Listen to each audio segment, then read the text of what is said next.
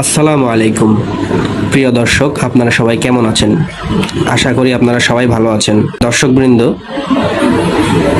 আপনারা সবাই আমার জন্য দোয়া করবেন। কিছুদিন ধরে আমি অসুস্থ ছিলাম, আলহামদুলিল্লাহ এখন আল্লাহর রহমতে সুস্থ আছি।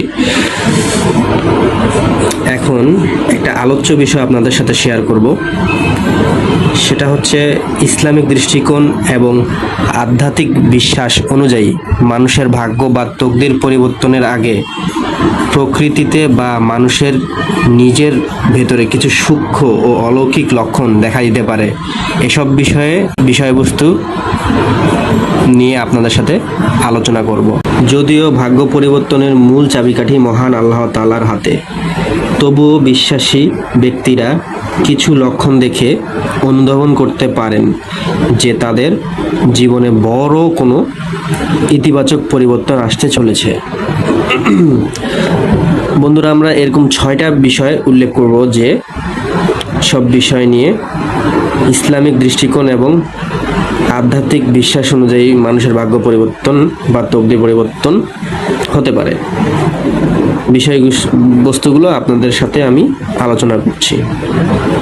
প্রথমটা হলো মনের ভেতর গভীর প্রশান্তি ও বিশ্বাস।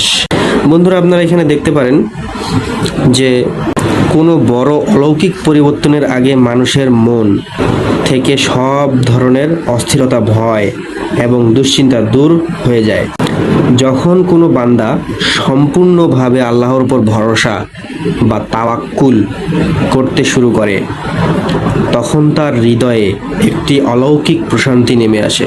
এটি ইঙ্গিত দেয় যে কঠিন সময় শেষ হতে চলেছে।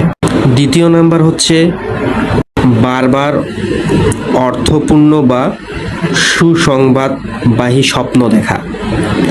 বন্ধুরা, আপনারা লক্ষ্য করবেন, তকদির বদলানোর অন্যতম একটি বড় মাধ্যম হলো স্বপ্ন সত্য।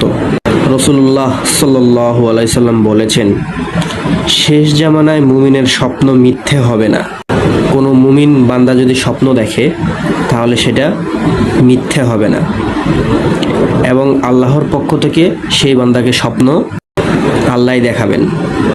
যদি আপনি বারবার স্বপ্নে নিজেকে অন্ধকার থেকে আলোতে যেতে দেখেন, বৃষ্টির পানি, সবুজ প্রকৃতি, কাবা শরীফ বা কোনো সুসংবাদবাহী স্বপ্ন দেখেন, তবে তা ভাগ্য পরিবর্তনের লক্ষ্য হতে পারে। এই বিষয়টা আমরা সকলেই বোঝার চেষ্টা করব। তৃতীয় হচ্ছে দোয়ায় অশ্রুপাত ও গভীর ব্যাকুলতা।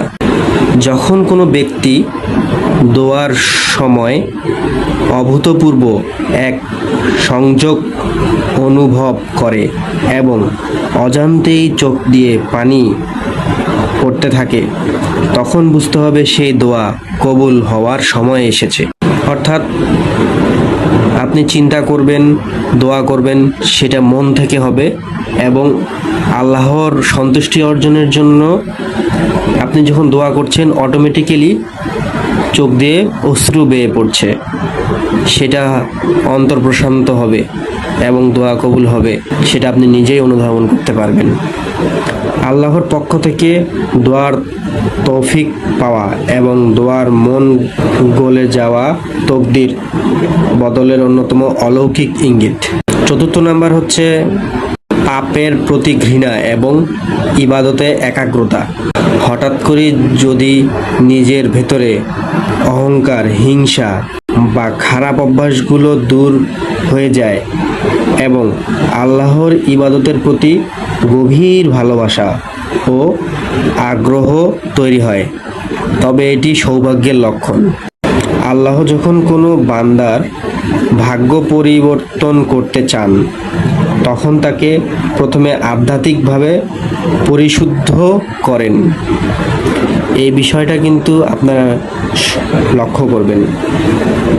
আল্লাহ কাউকে পরিবর্তন করতে চাইলে সেটা প্রথম অবস্থায় আধ্যাত্মিকভাবে আপনাকে পরিশুদ্ধ করবে। যেমন করে আমাদের প্রিয় নবী হযরত মুহাম্মদ সাল্লাল্লাহু আলাইহি সাল্লামকে পরিষ্কার পরিচ্ছন্ন করে তার অন্তরকে ধুয়ে আল্লাহর আরশের কাছে নিয়ে গিয়েছিলেন। পঞ্চম নাম্বার হচ্ছে সব পথ বন্ধ হয়ে যাওয়ার পর আকস্মিক সমাধান। হাদিসে এসেছে, নিশ্চয়ই কষ্টের সাথেই স্বস্তি রয়েছে।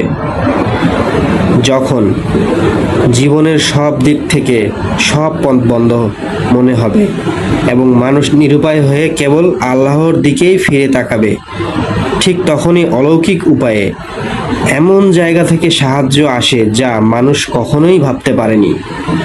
একেই বলে তকদিরের মোড় ঘুরে যাওয়া।